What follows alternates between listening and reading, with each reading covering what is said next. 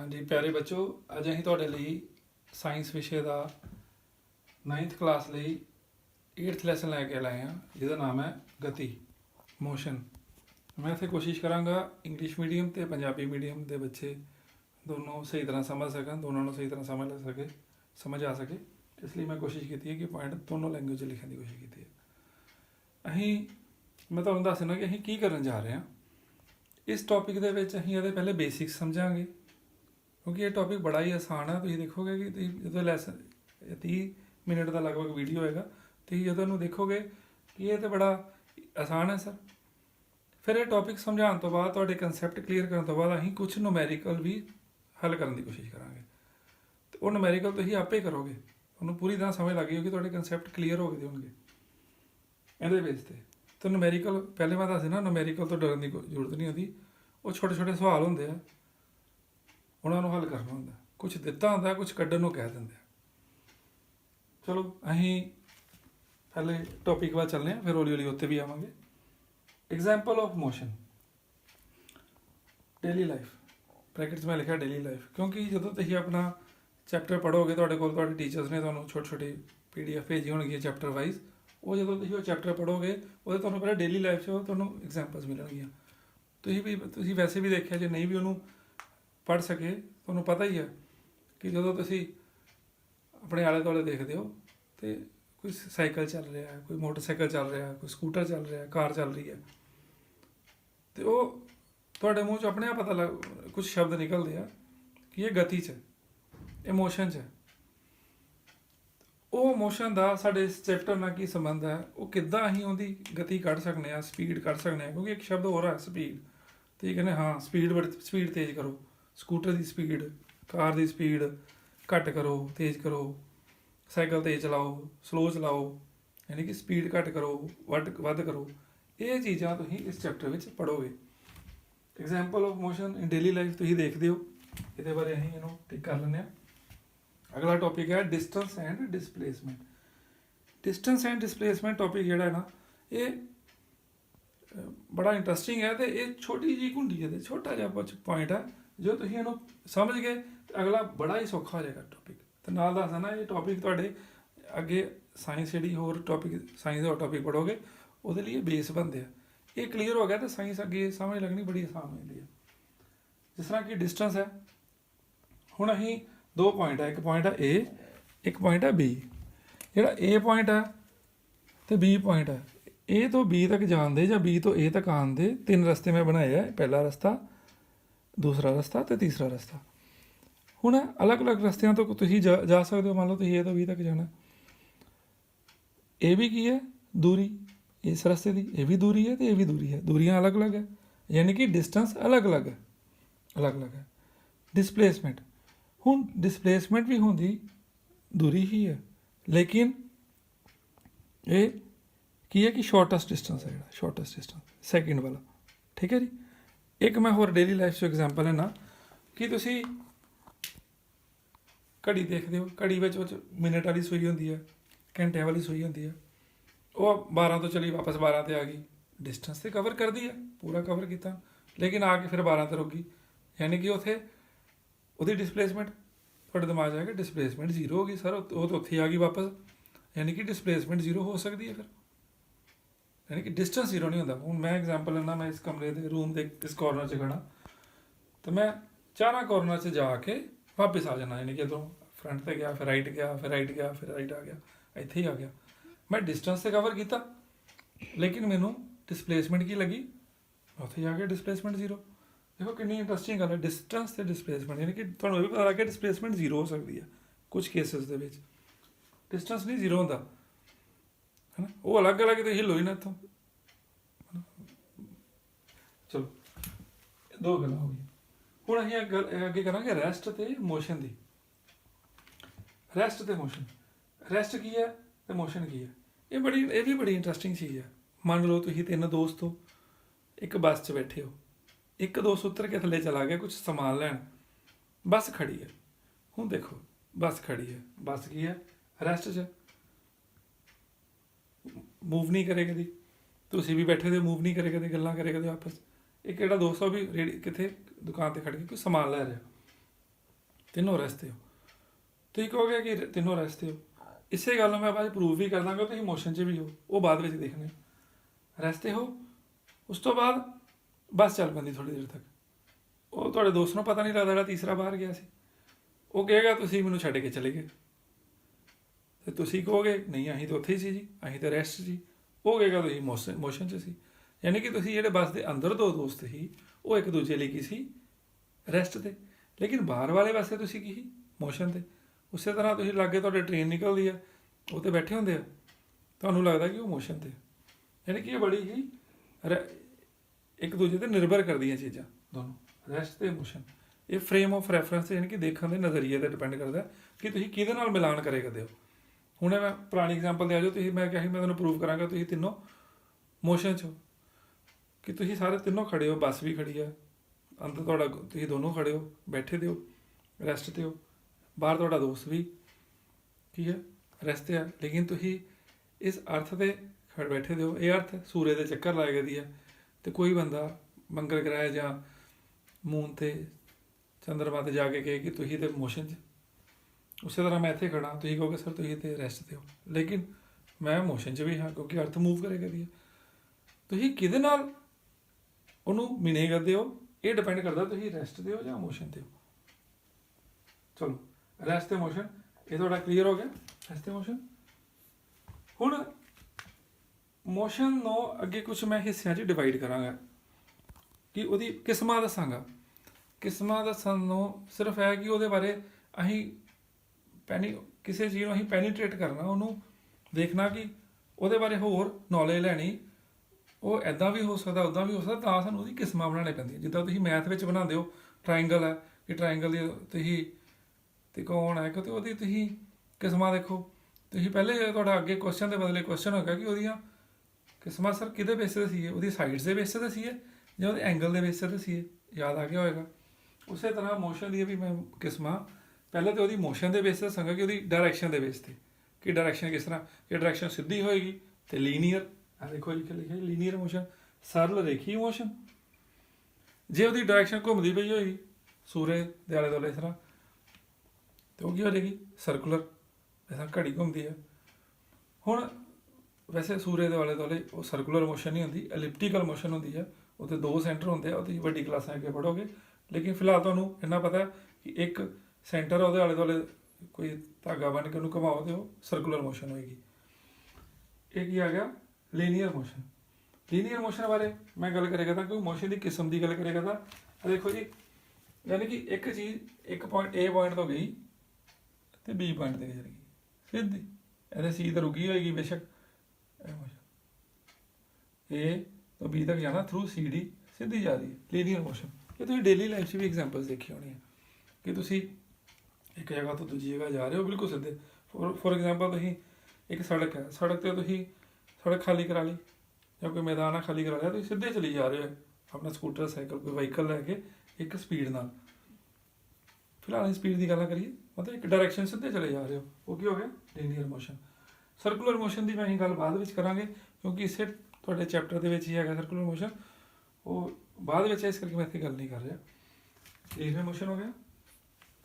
Uniform motion, ਹੁਣ ਜਿਹੜਾ uniform motion ਤੇ ਨੋਨ ਯੂਨੀਫਾਰਮ ਮੋਸ਼ਨ, ਯਾਨੀ ਕਿ ਮੋਸ਼ਨ ਦੀਆਂ ਮੈਂ ਕਿਸਮਾਂ ਕਿਸ ਬੇਸ 'ਤੇ ਲਈਆਂ, ਉਹਦੀ ਉਹ ਲਗਾਤਾਰਤਾ ਵਿੱਚ ਮੂਵ ਕਰੇ ਕਰਦੀ ਹੈ ਜਾਂ ਨਹੀਂ ਕਰੇ ਕਰਦੀ, ਰੁਕ ਕੇ ਕਰੇ ਕਰਦੀ ਹੈ, ਉਹਦੇ ਬੇਸ 'ਤੇ ਕਰੇ ਕਰਦਾ ਮੋਸ਼ਨ ਦੀ ਕਿਸਮਾਂ। ਪਹਿਲੇ ਮੈਂ ਉਹਦੀ ਡਾਇਰੈਕਸ਼ਨ ਦੇ ਬੇਸ 'ਤੇ ਕੀਤੀਆਂ ਸੀ ਕਿ ਉਹ ਚੱਕਰਾ ਲੀਨੀਅਰ ਹੈ ਜਾਂ ਚੱਕਰਾਕਾਰ ਹੈ, ਠੀਕ ਹੈ ਜੀ।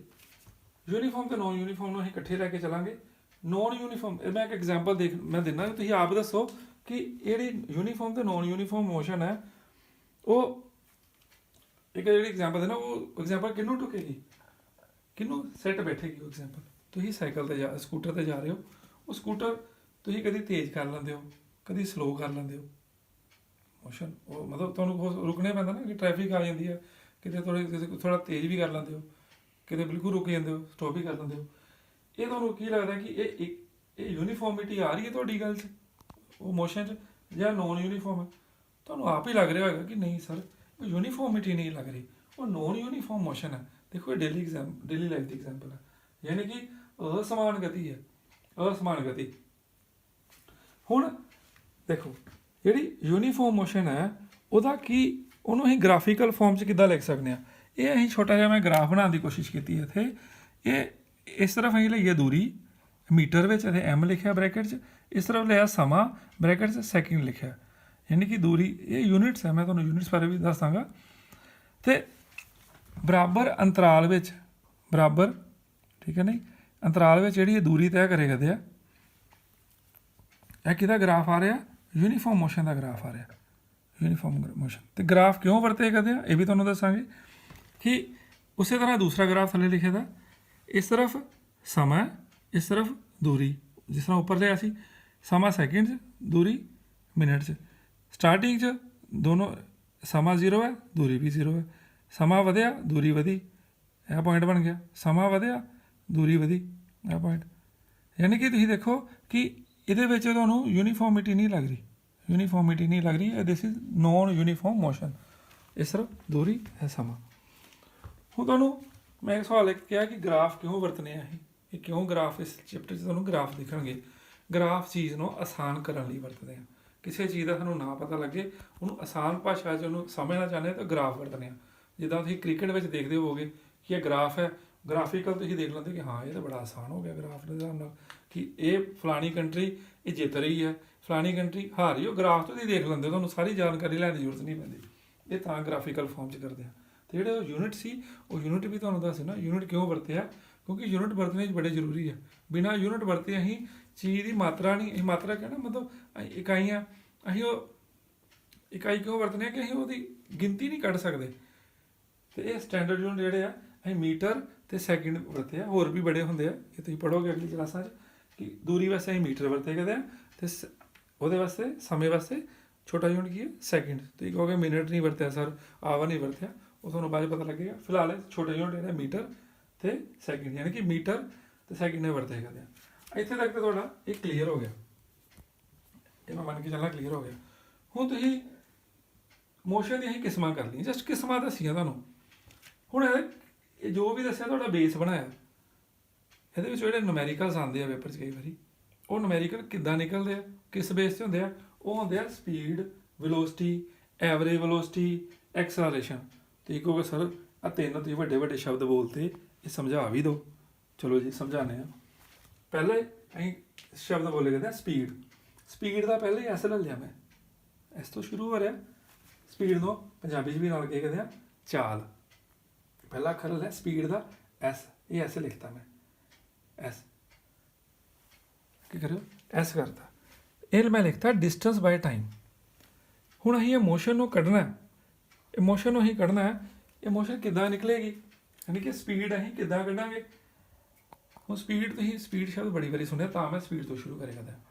ਕਿ ਸਪੀਡ ਹੈ ਕਿ ਤੁਸੀਂ ਸਕੂਟਰ 'ਤੇ ਜਾ ਰਹੇ ਹੋ ਸਰਹੰਦ ਤੋਂ ਚੰਡੀਗੜ੍ਹ, ਲਗਭਗ 40 ਕਿਲੋਮੀਟਰ। ਉਹ 40 ਕਿਲੋਮੀਟਰ ਤੁਸੀਂ ਜਾ ਰਹੇ ਹੋ, ਅਤੇ ਤੁਸੀਂ ਇੱਕ ਘੰਟੇ 'ਚ ਉੱਥੇ ਪਹੁੰਚਦੇ ਹੋ, ਯਾਨੀ ਕਿ ਤੁਹਾਡੀ ਸਪੀਡ ਕਿੰਨੀ ਹੋ ਗਈ, 40 ਕਿਲੋਮੀਟਰ ਪ੍ਰਤੀ ਘੰਟਾ। ਹੁਣ ਤੁਸੀਂ ਕਹੋਗੇ ਸਰ ਪਹਿਲੇ ਤੁਸੀਂ ਮੀਟਰ 'ਚ ਕੱਢੀ, ਹੁਣ ਆਵਰ 'ਚ ਕੱਢਤੀ। ਸਪੀਡ ਦੇਸੀ ਯੂਨਿਟ ਹੈ, ਇਹਨੂੰ ਅਸੀਂ ਆਮ ਭਾਸ਼ਾ 'ਚ ਯੂਜ਼ ਕਰ ਲੈਂਦੇ ਹਾਂ। ਚਲੋ ਇਹਦੇ ਵਿੱਚ ਕੀ ਹੈ, ਸਪੀਡ ਦਾ ਤੁਹਾਨੂੰ ਪਤਾ ਲੱਗ ਗਿਆ, ਡਿਸਟੈਂਸ ਬਾਏ ਟਾਈਮ, ਵੈਲੋਸਿਟੀ, ਇਹਦੇ ਵੀ ਦੋਨੋਂ ਇੱਕੋ ਜਿਹੀ ਹੈ। ਸਪੀਡ ਅਤੇ ਵੈਲੋਸਿਟੀ ਥੋੜ੍ਹਾ ਹੀ ਫਰਕ ਹੈ, ਇਹਦੇ 'ਚ ਘੁੰਡੀ ਜੀ ਥੋੜ੍ਹੀ ਹੈ। ਇਹਨੂੰ ਸਪੀਡ ਨੂੰ ਕਹਿ ਰਹੇ ਹਾਂ ਚਾਲ, ਅਤੇ ਵੈਲੋਸਿਟੀ ਨੂੰ ਕੀ ਕਹਿ ਰਹੇ ਹਾਂ, ਵੇਗ। ਉਸੇ ਤਰ੍ਹਾਂ ਐਕਸਲਰੇਸ਼ਨ ਨੂੰ ਕੀ ਕਹਿ ਰਹੇ ਹਾਂ, ਪ੍ਰਵੇਗ। ਚਾਲ, ਵੇਗ, ਪ੍ਰਵੇਗ, ਸਪੀਡ, ਵੈਲੋਸਿਟੀ, ਐਕਸਲਰੇਸ਼ਨ। ਸਪੀਡ ਦਾ ਪਹਿਲਾਂ ਐਸ ਲਿਆ, ਵੈਲੋਸਿਟੀ ਦਾ ਪਹਿਲਾਂ ਵੀ ਲਿਆ, ਐਕਸਲਰੇਸ਼ਨ ਦਾ ਪਹਿਲਾਂ ਏ ਲਿਆ। ਇਹੀ ਸ਼ਬਦ ਮੈਂ ਇੱਧਰ ਵਰਤਿਆ, ਐਸ, ਵੀ ਅਤੇ ਏ। ਓਕੇ, ਉਸ ਤੋਂ ਬਾਅਦ ਇਹ ਸਪੀਡ ਕੀ ਹੈ, ਡਿਸਟੈਂਸ ਬਟਾ ਟਾਈਮ। ਤੁਸੀਂ ਕਹੋਗੇ ਇਕੱਲਾ ਟਾਈਮ ਹੀ ਲਿਖਤਾ ਹੈ, ਮੈਂ ਸੌਖਾ ਕਰਕੇ ਜਦੋਂ ਆਸਾਨ ਟਾਈਮ, ਟੋਟਲ ਟਾਈਮ ਟੇਕਨ ਜਿਹੜਾ ਜਿੰਨਾ ਅਸੀਂ ਟਾਈਮ ਲੈਂਦੇ ਹਾਂ ਉਹਦੀ ਗੱਲ ਕਰੇ ਕਰਦੇ ਹਾਂ। ਡਿਸਪਲੇਸਮੈਂਟ ਦੇਖੋ, ਇਹ ਦੋਨਾਂ 'ਚ ਫਰਕ ਨਹੀਂ ਲੱਗ ਰਿਹਾ ਹੋਣਾ ਤੁਹਾਨੂੰ। ਤੁਸੀਂ ਕਹੋਗੇ ਸਰ ਇੱਥੇ ਫਰਕ ਤੇ ਇਹਨੂੰ ਜਸਟ ਇਹ ਦੋਨਾਂ ਵਿੱਚ ਕੀ ਹੈ, ਇੱਥੇ ਕੀ ਹੈ ਡਿਸਟੈਂਸ ਬਾਏ ਟਾਈਮ, ਇੱਥੇ ਡਿਸਪਲੇਸਮੈਂਟ ਬਾਏ ਟਾਈਮ। ਡਿਸਟੈਂਸ ਅਤੇ ਡਿਸਪਲੇਸਮੈਂਟ ਉਸ ਇੱਕੋ ਜਿਹੀ ਚੀਜ਼ਾਂ ਹੀ ਹੁੰਦੀਆਂ, ਤੁਹਾਨੂੰ ਦੱਸੇ ਥੋੜ੍ਹਾ ਜਿਹਾ ਫਰਕ ਹੁੰਦਾ। ਅਤੇ distance by time, displacement by time, ਯਾਨੀ ਕਿ ਇਹਨਾਂ ਦੇ ਇਹਦਾ ਮਤਲਬ ਯੂਨਿਟ ਵੀ ਸੇਮ ਹੋਣਗੇ। ਕੀ ਹੋਣਗੇ? ਇਹਦਾ ਕੀ ਹੋਏਗਾ?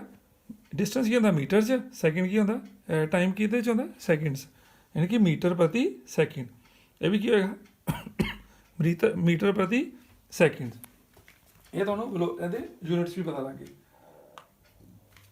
ਅੱਗੇ ਆ ਜਾਏਗੀ ਐਕਸਲਰੇਸ਼ਨ। ਐਕਸਲਰੇਸ਼ਨ ਕੀ ਹੈ? ਉਹ ਵੈਲੋਸਿਟੀ ਦੇ ਵਿੱਚ ਐਕਸਲਰੇਟ ਹੁੰਦਾ ਜੀ ਵੈਲੋਸਿਟੀ ਦੇ ਵਿੱਚ ਫਰਕ ਪਾਉਣਾ। ਜੇ ਮੰਨ ਲਓ ਵੈਲੋਸਿਟੀ ਤੁਹਾਡੀ, ਤੁਸੀਂ ਵੈਲੋਸਿਟੀ ਵਿੱਚ ਫਰਕ ਨਹੀਂ ਪਾਉਂਦੇ, ਕੋਈ ਵਹੀਕਲ ਚੱਲ ਰਿਹਾ, ਉਹ ਇੱਕੋ ਹੀ ਸਪੀਡ 'ਤੇ ਚੱਲ ਰਿਹਾ, ਇੱਕੋ ਹੀ ਵੈਲੋਸਿਟੀ 'ਤੇ ਚੱਲ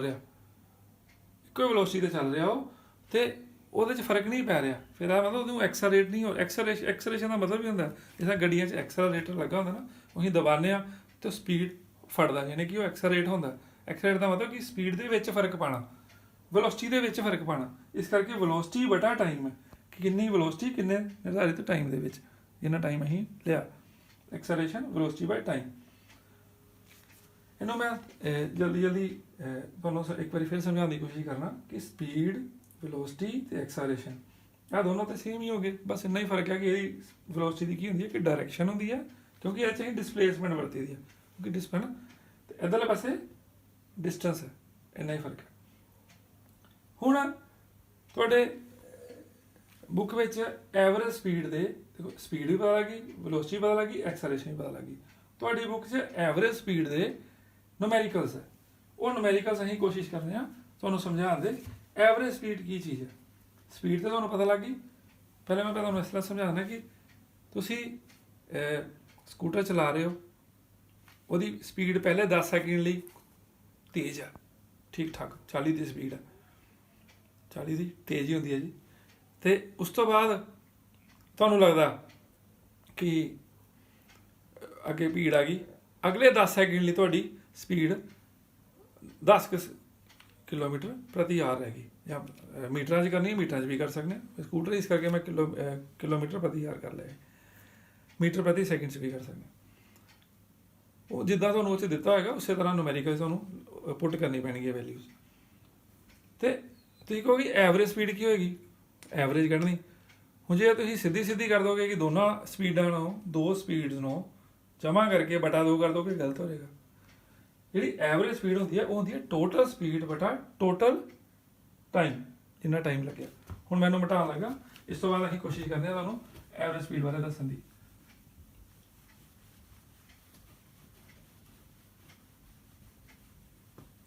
ਐਵਰੇਜ ਸਪੀਡ ਦੇ ਵਿੱਚ ਅਸੀਂ ਲਿਖਾਂਗੇ, ਇਹ ਦੇਖੋ ਜੀ, ਐਵਰੇਜ ਸਪੀਡ ਆ ਜਾਏਗੀ, ਕੀ ਆ ਜਾਏਗਾ? ਟੋਟਲ ਜਿਹੜਾ ਡਿਸਟੈਂਸ, ਮੈਂ ਇੱਥੇ ਡਿਸਟੈਂਸ ਲਿਖ ਰਿਹਾ ਕਿਉਂਕਿ ਅਦਰ ਮੈਂ ਸਪੀਡ ਯੂਜ਼ ਕਰੇਗਾ।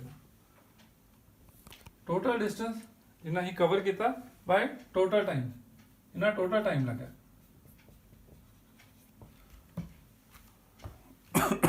ਹੁਣ ਅਸੀਂ ਇੱਕ ਐਗਜ਼ਾਮਪਲ ਕਰਨ ਦੀ ਕੋਸ਼ਿਸ਼ ਕਰਦੇ ਹਾਂ। ਮੰਨ ਲਓ ਕੋਈ ਵਹੀਕਲ ਹੈ, ਉਹਦੀ ਸਪੀਡ ਹੈ 10 ਮੀਟਰ ਪ੍ਰਤੀ ਸੈਕਿੰਡ। ਇਹ ਇਸ ਤਰ੍ਹਾਂ ਲਿਖਿਆ, ਇਹਨੂੰ ਤੁਸੀਂ ਇਸ ਤਰ੍ਹਾਂ ਵੀ ਲਿਖ ਸਕਦੇ ਹੋ, ਇਹ ਤੁਹਾਨੂੰ ਈਜ਼ੀ ਲੱਗੇਗਾ, ਮੀਟਰ ਬਟਾ ਸੈਕਿੰਡ। ਕਿਉਂਕਿ ਸਪੀਡ ਮੈਂ ਤੁਹਾਨੂੰ ਵੈਲੋਸਿਟੀ, ਇੱਥੇ ਮੈਂ ਸਪੀਡ ਮਿਟਾ ਦਿੱਤੀ, ਚਲੋ ਵੈਲੋਸਿਟੀ ਵਾਲਾ ਦੇਖ ਲਓ, ਡਿਸਪਲੇਸਮੈਂਟ ਬਾਈ ਟਾਈਮ। ਵੈਲੋਸਿਟੀ 'ਚ ਕੀ ਆਉਂਦਾ ਹੈ? ਡਿਸਟੈਂਸ ਬਾਈ ਟਾਈਮ, ਯਾਨੀ ਕਿ ਮੀਟਰ ਬਟਾ ਸੈਕਿੰਡ। ਇਹਦੀ ਸਪੀਡ ਕਿੰਨੀ ਹੈ ਸਟਾਰਟਿੰਗ 'ਚ? 10 ਮੀਟਰ। ਸਟਾਰਟਿੰਗ ਮਤਲਬ ਕਿੰਨੀ? 10 ਸੈਕਿੰਡ। 10 ਸੈਕਿੰਡਸ ਲਈ ਦੇਖੋ, ਮੈਂ ਇੱਥੇ ਆਵਰਸ ਨਹੀਂ ਲਿਆ, ਤੁਹਾਨੂੰ ਐਗਜ਼ਾਮਪਲ ਸੌਖੀ ਲੱਗੇ ਥੋੜੀ। 10 ਮੀਟਰ ਪ੍ਰਤੀ ਸੈਕਿੰਡ ਕੋਈ ਵਹੀਕਲ ਹੈ, ਇਸ ਸਪੀਡ ਨਾਲ ਜਾ ਰਿਹਾ, ਉਹਦੀ ਸਪੀਡ ਇੰਨੀ ਹੈ। ਕਿੰਨੀ ਦੇਰ ਲਈ? 10 ਸੈਕਿੰਡ ਲਈ। ਠੀਕ ਹੈ ਜੀ, ਓਕੇ। ਉਸ ਤੋਂ ਬਾਅਦ ਅੱਗੇ ਕਿਤੇ ਭੀੜ ਵਗੈਰਾ ਆ ਜਾਂਦੀ ਹੈ, ਉਹਦੀ ਸਪੀਡ ਘਟ ਜਾਂਦੀ ਹੈ। ਉਹਦੀ ਸਪੀਡ ਕਿੰਨੀ ਰਹਿ ਜਾਂਦੀ ਹੈ? 8 ਮੀਟਰ ਪ੍ਰਤੀ ਸੈਕਿੰਡ। 4 ਅਗਲੇ ਕੀ? 20 ਸੈਕਿੰਡ ਲਈ। ਕਾਫੀ ਦੇਰ ਭੀੜ ਰਹਿੰਦੀ ਹੈ। ਇਹ ਮੈਂ ਤਾਂ ਮਿਟਾ ਰਿਹਾ ਕਿ ਤੁਸੀਂ ਇਹਨਾਂ ਸਮਝੋ ਵਟਿਆਂ 'ਚ ਨਹੀਂ ਹੈ। ਇਹ ਦੋ ਕੰਡੀਸ਼ਨਾਂ ਐਂਡ ਕੋਈ ਵਹੀਕਲ ਹੈ, ਉਹਦੀ ਸਪੀਡ 10 ਮੀਟਰ ਪ੍ਰਤੀ ਸੈਕਿੰਡ ਹੈ ਫੋਰ ਫਸਟ 10 ਸੈਕਿੰਡਸ। ਪਹਿਲੇ 10 ਸੈਕਿੰਡਾਂ ਲਈ ਕਿਸੇ ਵਹੀਕਲ ਦੀ ਸਪੀਡ ਇੰਨੀ ਹੈ। ਅਗਲੇ 20 ਸੈਕਿੰਡਾਂ ਲਈ ਉਸੇ ਵਾਹੀਕਲ ਦੀ ਸਪੀਡ ਇੰਨੀ ਹੈ। ਇਹ ਜ਼ਰੂਰੀ ਨਹੀਂ ਕਿ ਘਟੇਗੀ, ਵੱਧ ਵੀ ਸਕਦੀ ਹੈ। ਇਹ ਮੈਂ ਮੰਨ ਕੇ ਚੱਲਿਆ ਕਿ ਇੱਥੇ ਘਟ ਗਈ ਹੈ ਕਿ ਦਿੱਤੀ ਦੀ ਹੈ। ਉਸ ਤੋਂ ਬਾਅਦ ਉਹ ਕਹਿ ਰਹੇ ਐਵਰੇਜ ਸਪੀਡ ਪਤਾ ਕਰੋ। ਐਵਰੇਜ ਸਪੀਡ ਪਤਾ ਕਰੋ। ਤੇ ਕਹੋਗੇ ਜੀ ਪਹਿਲੇ ਸਪੀਡ ਇੰਨੀ ਸੀ ਹੁਣ ਇੰਨੀ ਹੈ, ਕਰੋ ਇਹਨਾਂ ਐਵਰੇਜ ਹੀ ਕੱਢਣੀ ਹੈ ਮੈਥ ਵਾਲੀ, ਕਰੋ ਇਹਨਾਂ ਜੋੜ ਤੇ 2/2 ਲਾ ਦਿਓ, ਫਿਰ ਗਲਤ ਹੋ ਜਾਏਗਾ। ਕਿਉਂਕਿ ਤੁਸੀਂ ਕੀ ਕਰੋਗੇ, ਮੰਨ ਲਓ ਜੇ ਇਹ ਕਰਤਾ 10 ਜਾਂ 8 18/2 9, ਫਿਰ ਇਹ ਗਲਤ ਹੋ ਜਾਏਗੀ। ਉਹਦੀ ਐਵਰੇਜ ਸਪੀਡ 9 ਨਹੀਂ ਹੈਗੀ, 9 ਤੋਂ ਘੱਟ ਹੋਣੀ ਹੈ, ਇੱਥੇ ਵੱਡੀ ਹੈ। ਉਹ ਕਿੱਦਾਂ ਹੋਏਗੀ ਮੈਂ ਤੁਹਾਨੂੰ ਦੱਸ ਦਿੰਦਾ। ਐਵਰੇਜ ਸਪੀਡ ਦਾ ਫਾਰਮੂਲਾ ਹੈ ਹੁਣ ਮੈਂ ਇੱਥੇ ਐਵਰੇਜ ਸਪੀਡ ਦਾ ਲਿਖਦਾ ਨਹੀਂ, ਇੱਥੇ ਸਪੇਸ ਨਹੀਂ ਹੈ, ਲਿਮਿਟਡ ਹੈ। ਮੈਨੂੰ ਇੰਨਾ ਪਤਾ ਮੈਨੂੰ ਟੋਟਲ ਡਿਸਟੈਂਸ ਚਾਹੀਦਾ ਤੇ ਟੋਟਲ ਟਾਈਮ ਚਾਹੀਦਾ। ਮੈਨੂੰ ਇਹ ਦੋ ਚੀਜ਼ਾਂ ਚਾਹੀਦੀਆਂ, ਟੋਟਲ ਡਿਸਟੈਂਸ ਤੇ ਟੋਟਲ ਟਾਈਮ। ਕੋਈ ਗੱਲ ਨਹੀਂ, ਮੈਂ ਟੋਟਲ ਡਿਸਟੈਂਸ ਕਿਹੜੀ ਕੋਈ ਚੀਜ਼ ਮੇਰੇ ਕੋਲ ਹੈਗੀ ਹੈ, ਟੋਟਲ ਟਾਈਮ ਹੈਗਾ ਮੇਰੇ ਕੋਲ। ਪਹਿਲੇ 10 ਸੈਕਿੰਡ ਸੀ, ਬਾਅਦ ਵਿੱਚ 20 ਸੈਕਿੰਡ ਹੋ ਗਿਆ। ਯਾਨੀ ਕਿ ਪਹਿਲੇ 10 ਸੈਕਿੰਡ ਸੀ, ਥੱਲੇ ਟਾਈਮ ਥੱਲੇ ਹੈ ਨਾ, ਪਹਿਲੇ 10 ਸੈਕਿੰਡ ਸੀ, ਬਾਅਦ ਵਿੱਚ ਅਗਲੇ 20 ਸੈਕਿੰਡ। ਯਾਨੀ ਕਿ ਟੋਟਲ ਟਾਈਮ ਮੈਨੂੰ ਪਤਾ 10 ਸੈਕਿੰਡ 'ਚ 20 ਸੈਕਿੰਡ ਹੈ, ਮੈਂ ਜੋੜ ਲਏ। ਥੱਲੇ ਮੈਨੂੰ ਪਤਾ ਲੱਗ ਗਿਆ ਕੀ ਆ ਜਾਣਾ, 30 ਆ ਜਾਣਾ। ਹੁਣ ਉੱਪਰ ਕੀ ਹੈ, ਟੋਟਲ ਡਿਸਟੈਂਸ ਚਾਹੀਦਾ। ਹੁਣ ਟੋਟਲ ਡਿਸਟੈਂਸ ਕਿੱਥੋਂ ਕੱਢਾਂ, ਟੋਟਲ ਡਿਸਟੈਂਸ ਤੇ ਦਿੱਤਾ ਨਹੀਂ। ਲੇਕਿਨ ਇੱਧਰ ਇੱਕ ਮੈਂ ਸਾਈਡ ਤੇ ਕਰਨ ਦੀ ਕੋਸ਼ਿਸ਼ ਕਰਨਾ, ਰਫ ਕੰਮ। ਇਹਦੇ ਬਸ ਦੇਖੋ, ਤਾਂ ਸਾਨੂੰ ਇਹ ਪਤਾ ਕਿ ਜਿਹੜੀ ਸਪੀਡ ਹੈ ਉਹ ਕੀ ਹੈ, ਡਿਸਟੈਂਸ ਬਟਾ ਟਾਈਮ ਹੈ। ਹੁਣ ਅਸੀਂ ਕੀ ਕਰਨੇ ਆ, ਡਿਸਟੈਂਸ ਕੱਢਣਾ ਚਾਹੁੰਦੇ ਆ। ਆਹ ਦੋਨੋਂ ਤੇ ਡਿਸਟੈਂਸ ਕਿਹਦੇ ਬਰਾਬਰ ਹੁੰਦਾ, ਦੇਖਿਓ ਡਿਸਟੈਂਸ ਬਰਾਬਰ ਹੁੰਦਾ, ਮੈਂ ਡੀ ਲਿਖਣ ਲੱਗਾ ਜਸਟ ਸੌਖਾ ਹੋ ਜਾਏ। ਡਿਸਟੈਂਸ ਕਿਹਦੇ ਬਰਾਬਰ ਹੋ ਗਿਆ, ਦੋਨਾਂ ਨੂੰ ਗੁਣਾ ਕਰ ਦਈਏ ਆਪਸ, ਸਪੀਡ ਗੁਣਾ ਟਾਈਮ। ਇੱਥੇ ਲਿਖਦਾ ਸਪੀਡ ਗੁਣਾ ਟਾਈਮ, ਐਸ ਟੀ ਲਿਖਤਾ ਮੈਂ ਤੇ। ਐਸ ਮਤਲਬ ਸਪੀਡ, ਟੀ ਮਤਲਬ ਟਾਈਮ। ਪਹਿਲਾ ਅੱਖਰ ਲਿਆ ਐਸ, ਟੀ ਇੱਧਰੋਂ ਡੀ ਲੈ ਲਿਆ। ਇਹ ਮੈਨੂੰ ਲੱਗਦਾ ਕਲੀਅਰ ਹੋ ਗਿਆ। ਮੈਂ ਫਟਾਫਟ ਫਾਰਮੂਲਾ ਬਣਾ ਲਿਆ ਇੱਥੇ। ਹੁਣ ਆਹ ਜਿਹੜੀ ਕੰਡੀਸ਼ਨ ਹੈ ਪਹਿਲੀ, ਇਹਦੇ ਵਾਸਤੇ ਮੈਂ ਡਿਸਟੈਂਸ ਕੱਢਣ ਦੀ ਕੋਸ਼ਿਸ਼ ਕਰਨਾ। ਪਹਿਲੀ ਕੰਡੀਸ਼ਨ ਲਈ ਸਪੀਡ ਕਿੰਨੀ ਦਿੱਤੀ ਹੈ, 10 ਮੀਟਰ ਪ੍ਰਤੀ ਕਿਲੋਮੀਟਰ ਪ੍ਰਤੀ ਸੈਕਿੰਡ। ਟਾਈਮ ਕਿੰਨਾ ਦਿੱਤਾ, 10 ਸੈਕਿੰਡ। 10 ਸੈਕਿੰਡ, ਸੈਕਿੰਡ ਦਾ ਮੈਂ ਐਸ ਪਾਤਾ ਨਾ, ਸਮਾਲ ਐਸ। ਇਹ ਆਪਸ ਇਹ ਮਲਟੀਪਲਾਈ ਹੋਏਗਾ ਤੇ ਮਲਟੀਪਲਾਈ ਦਾ ਮੈਂ ਸਾਈਨ ਪਾ ਦੇਣਾ। ਇਹ ਐਸ ਨਾਲ ਐਸ ਕੱਟ ਗਿਆ, ਇਹ ਕੀ ਆ ਗਿਆ, 10 ਤੇ 10 10 10 100 100 ਮੀਟਰ। ਪਹਿਲੇ ਵੈਸੇ ਮੇਰੇ ਕੋਲ ਡਿਸਟੈਂਸ ਕਿੰਨਾ ਆ ਗਿਆ, 100 ਮੀਟਰ। ਆਹ ਚੱਕ ਕੇ ਮੈਂ ਇੱਥੇ ਲਿਖਤਾ। ਹੁਣ ਹੋਰ ਮੈਨੂੰ ਡਿਸਟੈਂਸ ਇਹਦੇ ਵਾਸਤੇ ਵੀ ਚਾਹੀਦਾ, ਕੋਈ ਗੱਲ ਨਹੀਂ, ਇਹ ਵਾਲੀ ਚੀਜ਼ਾਂ ਇੱਥੇ ਪੁੱਟ ਕਰਨੇ ਆ। ਇਹ ਆ ਗਿਆ ਸਾਡਾ ਪਹਿਲਾ ਡਿਸਟੈਂਸ। ਦੂਜਾ ਡਿਸਟੈਂਸ ਕਿੰਨਾ ਆਏਗਾ, ਪਹਿਲਾ ਡਿਸਟੈਂਸ ਪਾ ਦੇਣਾ D1।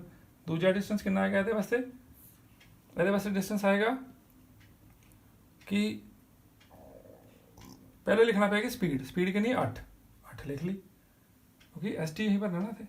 8 ਭਰ ਲਿਆ। 8 ਕੀ ਹੈ, ਮੀਟਰ ਪ੍ਰਤੀ ਸੈਕਿੰਡ ਗੁਣਾ ਅੱਗੇ ਟੀ ਭਰਨਾ। ਟੀ ਕਿੰਨਾ 20 ਸੈਕਿੰਡ। 20 ਸੈਕਿੰਡ, ਸੈਕਿੰਡ ਨਾਲ ਸੈਕਿੰਡ ਕਟ ਹੋ ਗਿਆ ਤੇ 8 2 16, 8 2 16, 0 ਨਾਲ ਮੀਟਰ ਹੈ।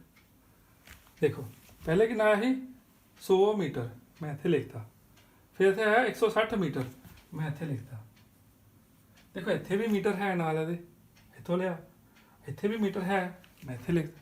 ਦੋਨੋਂ ਮੀਟਰ ਬਾਹਰ ਕੱਢ ਲੈਂਦੇ ਆ, ਯਾਨੀ ਕਿ ਇੱਥੇ ਵੀ ਮੀਟਰ ਸੀ, ਇੱਥੇ ਵੀ ਮੀਟਰ ਸੀ, ਮੈਂ ਬਾਹਰ ਕੱਢ ਲਿਆ ਮੀਟਰ।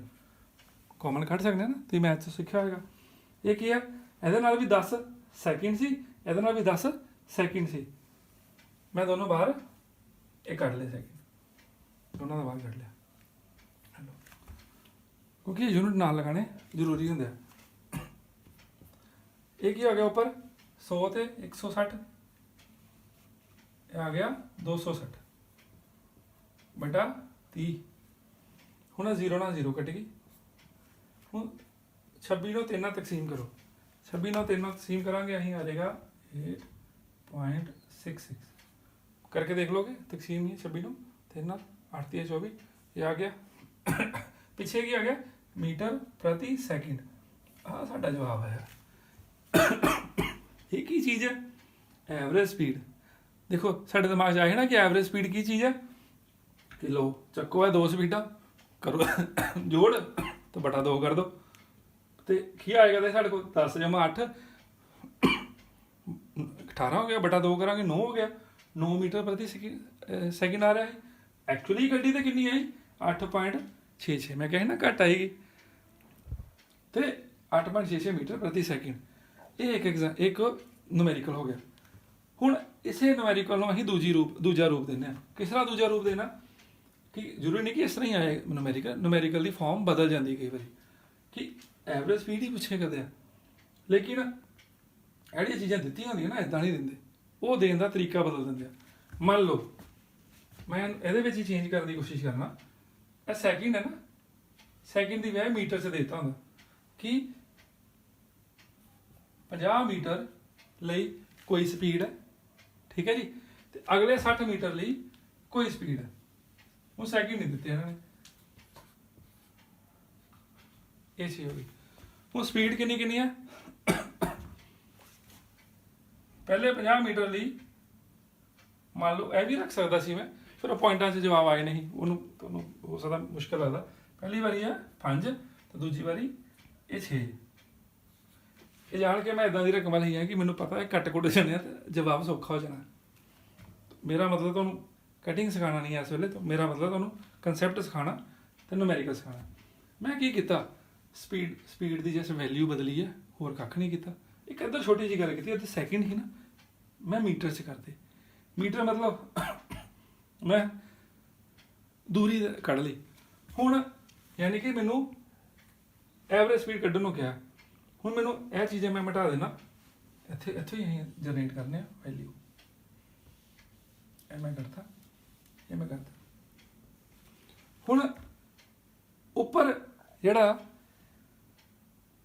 ਐਵਰੇਜ ਸਪੀਡ ਕੱਢਣ ਲਈ ਮੈਨੂੰ ਕੀ ਚਾਹੀਦੀ ਆ, ਟੋਟਲ ਡਿਸਟੈਂਸ। ਥੱਲੇ ਕੀ ਚਾਹੀਦਾ, ਟੋਟਲ ਟਾਈਮ। ਪਿਛਲੀ ਵਾਰੀ ਸਾਨੂੰ ਟਾਈਮ ਪਤਾ ਸੀ, ਟੋਟਲ ਟਾਈਮ ਸਾਨੂੰ ਪਤਾ ਹੀ ਹੈ, ਕੀ ਲਿਖਿਆ ਸੀ 10 ਤੇ 20 ਸੈਕਿੰਡ, 10 ਸੈਕਿੰਡ ਤੇ 20 ਸੈਕਿੰਡ ਥੱਲੇ ਲਿਖ ਲਾਏ। ਹੁਣ ਇਸ ਵਾਰੀ ਸਾਨੂੰ ਸੈਕਿੰਡ ਸੁਕੰਡ ਨਹੀਂ ਪਤਾ, ਸਾਨੂੰ ਪਤਾ ਟੋਟਲ। ਇਹ ਉੱਪਰ ਵਿੱਚ ਸਾਨੂੰ ਦੂਰੀ ਪਤਾ, ਥੱਲੇ ਵੀ ਦੂਰੀ ਪਤਾ। ਇਹ ਐਗਜ਼ਾਮਪਲ ਪਤਾ ਕੀ ਹੈ, ਇੱਕ ਸਕੂਟਰ ਚਲਾ ਰਹੇ ਹੋ ਤੁਸੀਂ, ਪਹਿਲੇ ਸਪੀਡ ਇੰਨੀ ਹੈ, ਕੋਈ ਵਹੀਕਲ ਚਲਾ ਰਹੇ ਹੋ 50 ਮੀਟਰ ਲਈ, ਪਹਿਲੇ ਟਾਈਮ ਲਈ ਸੀ ਨਾ, ਹੁਣ ਦੂਰੀ ਲਈ ਦੱਸੇ ਕਰਦੇ। ਫਿਰ ਸਪੀਡ ਤੁਹਾਡੀ ਹੁਣ ਇਸ ਵਾਰੀ ਵਧਾਤੀ। ਲਓ ਦੂਜੀ ਐਗਜ਼ਾਮਪਲ ਲੈ ਲਈ, ਪਿਛਲੀ ਵਾਰੀ ਘਟਾਈ ਸੀ ਨਾ ਦੂਰੀ, ਸਪੀਡ ਅਸੀਂ ਵਧਾਤੀ ਇੰਨੇ 60 ਮੀਟਰ ਲਈ, ਪਿਛਲੀ ਵਾਰੀ ਟਾਈਮ ਲਈ ਸੀ, ਇਹ ਖਿਆਲ ਰੱਖਿਓ। ਹੁਣ ਇਹ ਮੀਟਰ ਹੈ ਤੇ ਇਹ ਮੀਟਰ, ਇਹ ਵੀ ਦੇਖ ਲੈਣਾ ਹੁੰਦਾ ਕਿ ਯੂਨਿਟ ਸੇਮ ਰਹਿਣ, ਕਿਤੇ ਯੂਨਿਟ ਬਦਲ ਜਾਣ ਤਾਂ ਯੂਨਿਟ ਪਹਿਲਾਂ ਸਾਨੂੰ ਸੇਮ ਕਰਨੇ ਪੈਂਦੇ ਆ। 50 ਮੀਟਰ ਤੇ 60 ਮੀਟਰ। ਹੁਣ 50 ਮੀਟਰ ਤੇ 60 ਮੀਟਰ ਜਿਹੜੇ ਆ ਇਹ ਕੀ ਹੈ, ਦੂਰੀਆਂ। ਸਾਨੂੰ ਟੋਟਲ ਡਿਸਟੈਂਸ ਤਾਂ ਚਾਹੀਦਾ ਹੀ ਹੈ, ਇਹ ਚੁੱਪ ਕਰਕੇ ਉੱਪਰ ਭਰ ਦਿਓ। ਚਲੋ ਜੀ, ਇਹ 50 ਮੀਟਰ ਤੇ 60 ਮੀਟਰ। ਪਿਛਲੀ ਵਾਰੀ ਅਸੀਂ ਉੱਪਰ ਵਾਲੇ ਪਾਸੇ ਬੜੇ ਪਾਪੜ ਵੇਲੇ ਸੀ, ਇੱਧਰੋਂ ਕੱਢ ਕੇ ਲਿਆਇਆ ਸੀ, ਥੱਲੇ ਵਾਲਾ ਹੈ ਸੀ, ਥੱਲੇ ਕੀ ਸੀ ਸੈਕਿੰਡ। ਇਸ ਵਾਰੀ ਸਾਡੇ ਕੋਲ ਉੱਪਰ ਵਾਲੀ ਚੀਜ਼ ਹੈਗੀ ਹੈ ਮੀਟਰ, ਉਹ ਸਾਡੇ ਕੋਲ ਸੈਕਿੰਡ ਨਹੀਂ ਹੈ, ਸੈਕਿੰਡ ਦਿਖ ਨਹੀਂ ਰਹੇ, ਪਰ ਇਹਨਾਂ ਤੋਂ ਅਸੀਂ ਕੱਢ ਸਕਦੇ ਹਾਂ। ਇੱਧਰ ਆ ਜਾਓ ਫਿਰ, ਕੋਈ ਗੱਲ ਨਹੀਂ, ਪਿਛਲੀ ਵਾਰੀ ਵਾਲਾ ਬਿਠਾ ਦਿੰਦੇ ਹਾਂ। ਇੱਥੋਂ ਕਿੱਦਾਂ ਕੱਢਾਂਗੇ ਸੈਕਿੰਡ, ਉਹ ਵੀ ਕੱਢਣਾ ਸਿੱਖ ਲੈਂਦੇ ਹਾਂ। ਬੇਸਿਕ ਫਾਰਮੂਲੇ 'ਤੇ ਆ ਜਾਓ, ਜਿਹੜਾ ਅਸੀਂ ਤੁਹਾਨੂੰ ਸਿਖਾਇਆ ਥੋੜ੍ਹੀ ਦੇਰ ਪਹਿਲੇ, ਕਿ ਸਪੀਡ ਕਿਹਦੇ ਬਰਾਬਰ ਹੁੰਦੀ ਹੈ, ਡਿਸਟੈਂਸ ਬਟਾ ਟਾਈਮ। ਅਤੇ ਟਾਈਮ ਕਿਹਦੇ ਬਰਾਬਰ ਹੋਏਗਾ, ਕਿਹਦੇ ਬਰਾਬਰ ਹੋਏਗਾ, ਇਹ ਉੱਧਰ ਲੈ ਜਾਓ ਅਤੇ ਸਪੀਡ ਥੱਲੇ ਆ ਜਾਏਗੀ, ਯਾਨੀ ਕਿ ਡਿਸਟੈਂਸ ਬਟਾ ਸਪੀਡ, ਇਹੀ ਹੋਏਗਾ ਸਪੀਡ। ਹੁਣ ਟਾਈਮ, ਹੁਣ ਕਿਉਂਕਿ ਅਸੀਂ ਥੱਲੇ ਟਾਈਮ ਹੀ ਤਾਂ ਕੱਢ ਰਹੇ ਹਾਂ ਨਾ। ਪਹਿਲੇ ਕੇਸ 'ਚ ਦੇਖੋ ਟਾਈਮ T1 ਕੱਢ ਕੇ ਦੇਖੋ ਕੀ ਬਣੇਗਾ। ਡਿਸਟੈਂਸ ਕਿੰਨਾ, ਡਿਸਟੈਂਸ ਸਾਡੇ ਕੋਲ ਹੈ 50 ਮੀਟਰ, ਕੋਈ ਗੱਲ ਨਹੀਂ ਲਿਖ ਲਓ 50 ਮੀਟਰ। ਥੱਲੇ ਸਪੀਡ ਕਿੰਨੀ ਹੈ 5 ਮੀਟਰ, 5 ਮੀਟਰ 50 ਦੇ ਨਾਲ ਕੀ ਹੈ ਮੀਟਰ। ਸਪੀਡ ਕਿੰਨੀ ਹੈ ਮੀਟਰ ਪ੍ਰਤੀ ਸੈਕਿੰਡ। ਆ ਮੀਟਰ ਨਾਲ ਮੀਟਰ ਕਟ ਹੋ ਗਿਆ, ਆ ਸੈਕਿੰਡ ਉੱਪਰ ਜਾ ਕੇ ਮਲਟੀਪਲਾਈ ਹੋ ਜਾਏਗਾ, ਇਹ 5 ਨਾਲ 5 ਕਟ ਹੋ ਗਿਆ। ਹੁਣ ਪਤਾ ਲੱਗਿਆ ਹੋਣਾ ਕਿ ਮੈਂ ਜਾਣ ਕੇ ਇੱਥੇ 5 ਲੈ ਲਿਆ ਸੀ, ਕਿਉਂਕਿ ਮੈਂ 50 ਉੱਥੇ ਚੂਜ਼ ਕਰ ਚੁੱਕਿਆ ਸੀ, ਮੈਨੂੰ ਪਤਾ ਸੀ ਕਟ ਹੋ ਜਾਣਾ। ਉਧਰ 60 ਹੀ ਤਾਂ ਇੱਧਰ ਮੈਂ ਜਾਣ ਕੇ 6 ਲੈ ਲਿਆ ਸੀ। ਸਾਡੇ ਕੋਲ ਕੀ ਆ ਗਿਆ 10 ਸੈਕਿੰਡ। ਦੂਸਰਾ ਟਾਈਮ ਕੀ ਹੋਏਗਾ, ਦੂਸਰਾ ਟਾਈਮ ਕੀ ਹੋਏਗਾ ਡਿਸਟੈਂਸ ਬਟਾ ਸਪੀਡ। ਡਿਸਟੈਂਸ ਕਿੰਨਾ 60 ਮੀਟਰ, ਸਪੀਡ ਕਿੰਨੀ ਹੈ 6 ਮੀਟਰ ਪ੍ਰਤੀ ਸੈਕਿੰਡ। ਮੀਟਰ ਨਾਲ ਮੀਟਰ ਕਟ ਹੋ ਗਿਆ, ਸੈਕਿੰਡ ਉੱਪਰ ਚੱਲ ਜਾਏਗਾ, 6 ਕਮ 6 ਨਾਲ 0, ਇਹ ਆ ਗਿਆ 10 ਸੈਕਿੰਡ। ਪਹਿਲਾ ਟਾਈਮ ਹੈ ਆ ਗਿਆ, ਦੂਜਾ ਟਾਈਮ ਹੈ ਆ ਗਿਆ, ਭਰ ਦੋ ਇੱਥੇ ਕੋਈ ਗੱਲ ਨਹੀਂ। ਪਹਿਲਾ ਟਾਈਮ ਕੀ ਹੈ 10 ਸੈਕਿੰਡ, ਦੂਜਾ ਟਾਈਮ ਕੀ ਹੈ 10 ਸੈਕਿੰਡ, ਠੀਕ ਹੈ ਜੀ ਸੈਕਿੰਡ। ਆ ਸੈਕਿੰਡ ਹੀ ਬਾਹਰ ਨਿਕਲੀ ਸੀ ਅੱਗੇ ਮੈਂ ਲਿਖੇ ਦੇ, ਇਸ ਕਰਕੇ ਇਹਨੂੰ ਮੈਂ ਮਿਟਾਉਣ ਲੱਗਾ। ਇਹ ਸੈਕਿੰਡ ਪਹਿਲੇ ਦੋਨਾਂ ਦੇ ਬਾਹਰ ਕੱਢ ਲਏ, ਇਸ ਤਰ੍ਹਾਂ ਉੱਪਰੋਂ ਮੀਟਰ ਬਾਹਰ ਕੱਢ ਲਏ, ਮੀਟਰ ਮੀਟਰ ਸੀ ਨਾ, ਇੱਥੇ ਮੀਟਰ ਬਾਹਰ ਕੱਢ ਲਏ, ਤੇ ਸੈਕਿੰਡ ਹੀ ਬਾਹਰ ਕੱਢ ਲਏ। ਉੱਪਰ ਕੀ ਆ ਗਿਆ 110, 50 ਤੇ 60, 110। ਥੱਲੇ ਕੀ ਹੈ 20, 0 ਨਾਲ 0 ਕਟ ਹੋ ਗਿਆ। ਇਹ ਬਚਿਆ ਕੀ 11/2, 11/2 5.5, ਠੀਕ ਹੈ ਜੀ। ਪਿੱਛੇ ਕੀ ਹੈ ਮੀਟਰ ਪ੍ਰਤੀ ਸੈਕਿੰਡ, ਇਹ ਕੀ ਆ ਗਿਆ ਸਾਡਾ ਐਵਰੇਜ ਸਪੀਡ। ਹੁਣ ਬੱਚਿਓ ਅਸੀਂ ਇੱਥੇ ਦੋ ਨੂਮੈਰੀਕਲ ਤੁਹਾਨੂੰ ਕੱਢੇ ਐਵਰੇਜ ਸਪੀਡ ਦੇ, ਦਿੱਤਾ ਕੀ ਹੁੰਦਾ ਉਹਨੂੰ ਕਿੱਦਾਂ ਯੂਜ਼ ਕਰਨਾ। ਇੱਥੇ ਵੀ ਤੁਸੀਂ ਕੋਈ ਬੱਚਾ ਕਿ ਲੋ ਜੀ ਸਰ ਐਵਰੇਜ ਸਪੀਡ ਕਰਨੀ ਹੈ, ਇਹ 5 ਹੈਗੀ ਆ, ਇਹ 6 ਹੈਗੀ ਆ, ਇਹਨਾਂ ਨੂੰ ਜੋੜ ਦਿਓ ਬਟਾ 2 ਕਰ ਲਓ, ਕਿਉਂਕਿ ਐਵਰੇਜ ਅਸੀਂ ਕੱਢਣੀ ਇੱਦਾਂ ਹੀ ਸਿੱਖੇ ਹੁੰਦੇ ਹਾਂ ਕਿ ਜਿੰਨੀਆਂ ਚੀਜ਼ਾਂ ਜੋੜ ਦਿਓ ਬਟਾ 3, ਜਿੰਨੀਆਂ ਚੀਜ਼ਾਂ ਉਹ ਬਟਾ ਲਗਾ ਲਓ। ਹੁਣ 2 ਚੀਜ਼ਾਂ ਬਟਾ 2 ਲਗਾਤਾ, 11 5 ਤੇ 6 11 ਬਟਾ 2, 11/2 ਕਿੰਨਾ ਆਏਗਾ, ਇਹ ਆ ਗਿਆ 5.5, ਇਹ ਸੇਮ ਬਣ ਗਿਆ ਨਾ। ਤੇ ਲੇਕਿਨ ਐਕਚੁਅਲੀ ਮੈਥਡ ਹੈ ਇਸ ਤਰ੍ਹਾਂ ਕੱਢਣਾ, ਦੇਖੋ ਪਿਛਲੇ 'ਚ ਆਨਸਰ ਗਲਤ ਆਇਆ ਕਰਦਾ ਸੀ। ਹੁਣ ਤੁਸੀਂ ਮੈਂ ਰੀਕੈਪਚੂਲੇਟ ਕਰ ਦਿੰਦਾ ਇੱਕ ਵਾਰੀ, ਅਸੀਂ ਕੀ ਦੇਖ ਲਿਆ। ਅਸੀਂ ਸਪੀਡ ਉਲਟੇ ਪਾਸੇ ਚੱਲਦੇ ਹਾਂ, ਨੂਮੈਰੀਕਲ ਦੇਖ ਲਏ, ਐਕਸਲਰੇਸ਼ਨ ਦੇਖ ਲਈ, ਵੈਲੋਸਿਟੀ, ਉਸ ਤੋਂ ਪਹਿਲੇ ਸਪੀਡ, ਤੇ ਇਹ ਚੀਜ਼ਾਂ ਅਸੀਂ ਦੇਖ ਲਈਆਂ। ਡਿਸਟੈਂਸ ਡਿਸਪਲੇਸਮੈਂਟ ਵੀ ਦੇਖ ਲਿਆ। ਹੁਣ ਮੈਂ ਚਾਹਾਂਗਾ ਕਿ ਤੁਸੀਂ ਇਹ ਵੀਡੀਓ ਜੇ ਤੁਹਾਡੇ ਕੋਲ ਸੌਫਟ ਕਾਪੀ ਹੈਗੀ ਉਹਨੂੰ ਫਿਰ ਤੋਂ ਦੇਖੋ, ਤੇ ਇਹਦੇ ਵਿੱਚ ਚਾਹੇ ਜੇ ਤੁਹਾਡੇ ਕੋਲ ਮੋਬਾਈਲ 'ਚ ਹੈ ਤਾਂ ਉਹਨੂੰ ਤੁਸੀਂ ਰੋਕ ਕੇ ਦੇਖ ਸਕਦੇ ਹੋ, ਸਕਰੀਨਸ਼ਾਟ ਲੈ ਕੇ ਦੇਖ ਸਕਦੇ ਹੋ। ਇਹ ਨੂਮੈਰੀਕਲ ਕਿੱਦਾਂ ਹੱਲ ਕੀਤਾ, ਮੈਂ ਕਿੱਦਾਂ ਸੋਲਵ ਕੀਤੇ ਆ। ਛੋਟੇ ਹੁੰਦੇ ਆ, ਨੂਮੈਰੀਕਲ ਦਾ ਤੁਹਾਡਾ ਡਰ ਉਤਰ ਜਾਏਗਾ, ਨਹੀਂ ਤਾਂ ਨੂਮੈਰੀਕਲ ਨੂੰ ਸੋਚ ਕੇ ਰੱਖਦੇ ਪਤਾ ਨਹੀਂ ਕੀ ਚੀਜ਼ ਹੈ, ਕੱਖ ਨਹੀਂ ਹੁੰਦਾ, ਸਿਰਫ ਮਨ ਦਾ ਡਰ ਹੀ ਹੁੰਦਾ। ਬੜੇ ਸੌਖੇ ਸਵਾਲਾਂ ਨੂੰ ਨੂਮੈਰੀਕਲ ਕਿਹਾ ਜਾਂਦਾ। ਠੀਕ ਹੈ ਬੇਟੇ, ਥੈਂਕ ਯੂ।